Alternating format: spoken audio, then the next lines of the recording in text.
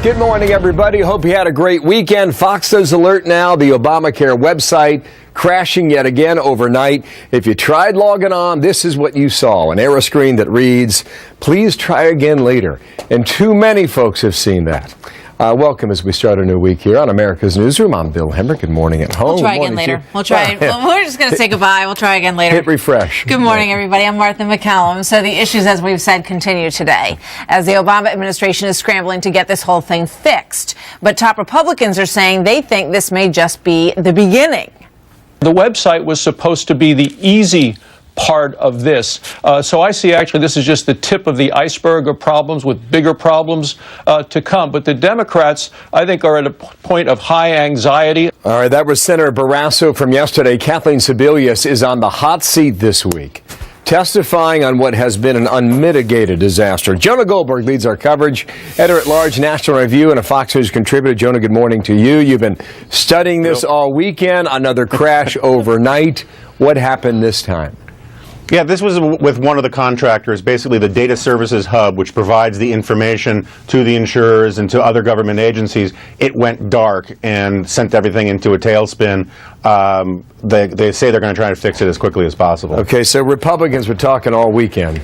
They believe this is just the tip of the iceberg. If that is the case, what's beneath the water? What's next? Well, sure. First of all, there's the IT problem here, which is enormous. You know, they sent the Mars Rover to Mars with 500,000 lines of code. This website has 500 million, which is 1,000 times more.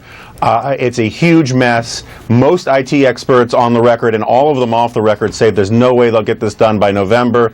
Moreover, a lot of the criticisms that Republicans have made, conservatives have made, haven't even had time to start, to barely even kick in yet. They all thought the website would work.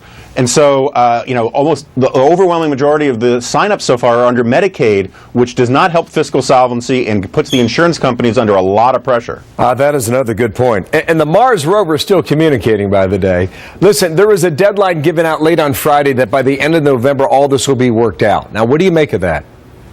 Well, who knows for sure? The idea that they can get this done in 6 weeks, something like that, 5 weeks. Very few people I've talked to, very few IT people think that's even remotely possible. The only way they can probably do it is if they scale back on what they promised the website would do. Agree to make it slower, agree to give consumers fewer options. Maybe that will work, but my guess is, and the guess of a lot of people I've talked to, is that basically this was just a Hail Mary. They wanted to take the public pressure off, the political pressure off, the media pressure off for a little while and give them time to at least craft a PR strategy to explain this debacle, not really necessarily fix the website. In a moment here, we're going to tell you what middle-class Americans in California are now seeing because of this. And as you mentioned, this debacle, in your view, continues to unfold for a long time. We'll bring you back, Jonah. Good to have you today. Jonah Goldberg in Washington. You bet. Martha.